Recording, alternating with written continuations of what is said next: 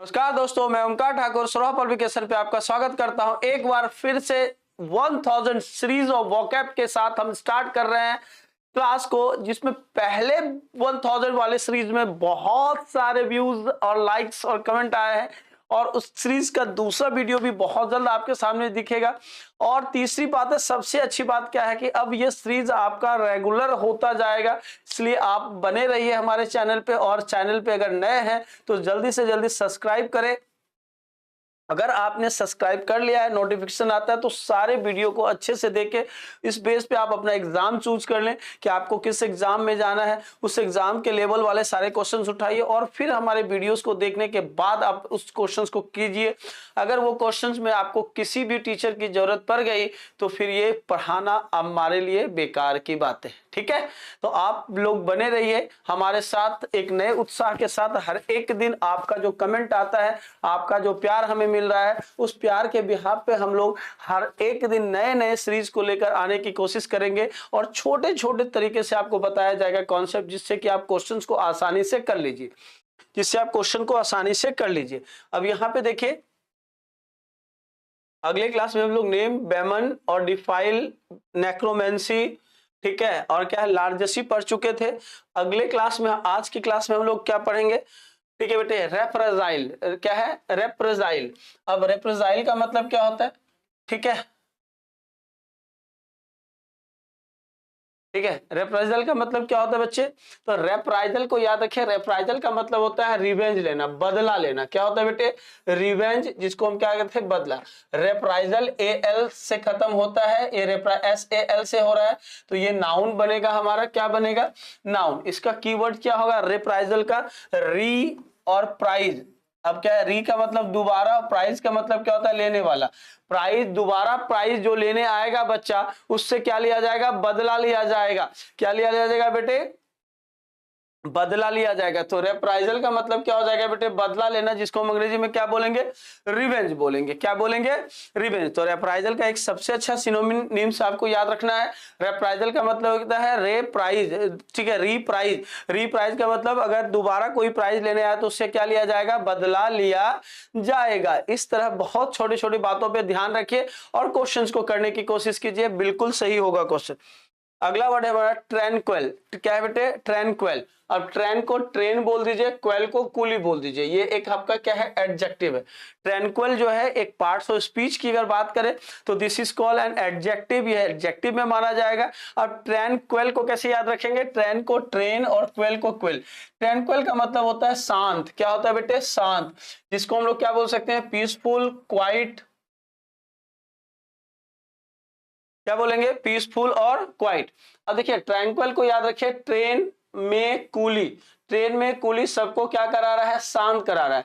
Train में जो coolie होते हैं वो सबको कहते हैं भाई साहब, भाई और बहनों शांत रहिए, आपका आपका सामान मैं लेके जाऊंगा। तो यहाँ पे ट्रैंक्विल, ट्रेन में कूली, ट्रेन में कूली क्या कर रहा है? सभी लोगों को शांत करा रहा है। तो यहाँ पे ट्रैंक्विल का मतलब क्या हो जाएगा? क्वाइट या पीसफुल। इसको हम एक वर्ड में काम भी लिख सकते हैं। क्या लिख सकते हैं? काम। काम का मतलब भी क्या होता है? क्लैम हो गया। काम भी लिख सकते हैं, तो काम भी क्या हो जाएगा हमारा? सिनोनिम्स हो जाएगा। ठीक है, क्या हो जाएगा बेटे? सिनोनिम्स हो जाएगा ट्रैंक्विल का। अगला वर्ड है ग्रम्पी। अब है ग्रम्पी एक एडजेक्टिव है।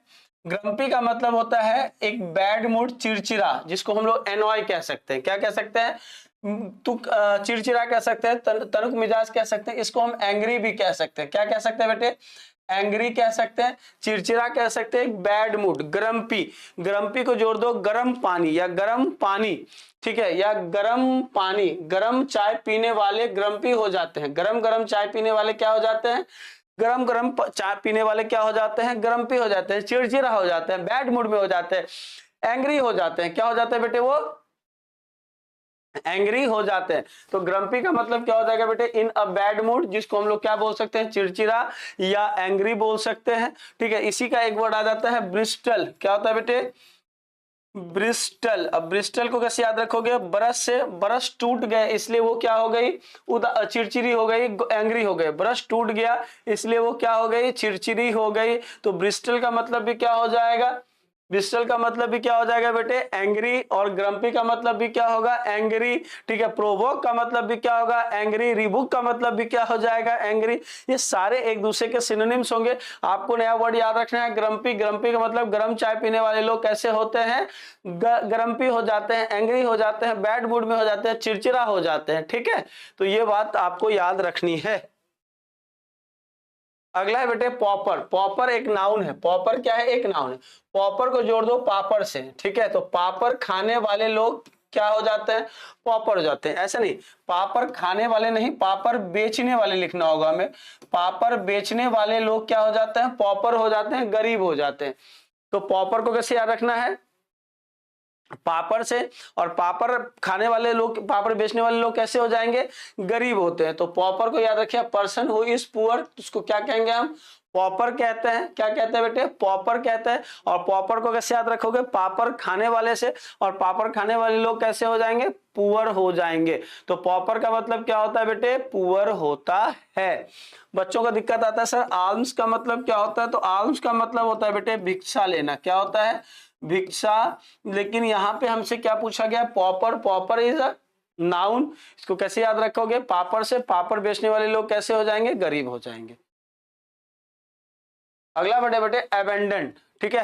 एबेंडन का मतलब क्या होता है, एबेंडन, ये वर्ब है हमारा। क्या है ये, वर्ब है। एबेंडन से अब सारे बंधन, अब बंधन, अब सारे बंधन को त्याग दो।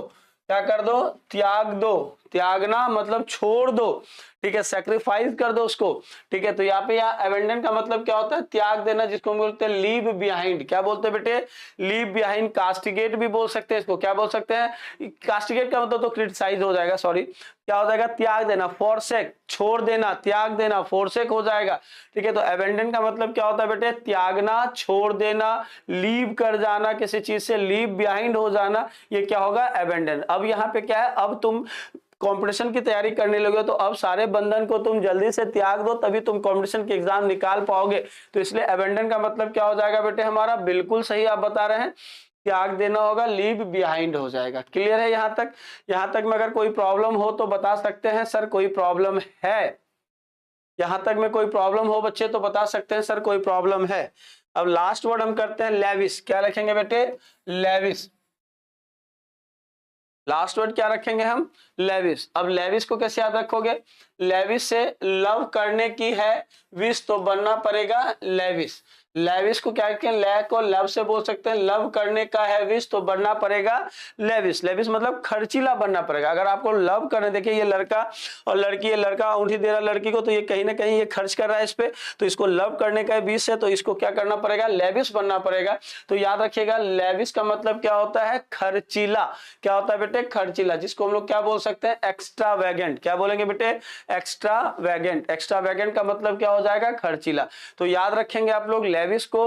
लेविस से कैसे याद रखेंगे, लव करने की है विश, तो करना होगा आपको बहुत खर्च, या करना आपको बनना पड़ेगा लेविस। लेविस का मतलब क्या हो जाएगा, एक्स्ट्रा वैगेंट। यहाँ पे ये वर्ड याद रखिए, यहाँ तक के लिए कोई दिक्कत नहीं है। मिलते हैं अगले क्लास में। Bye bye, take care, all the best, जय हिंद, जय भारत।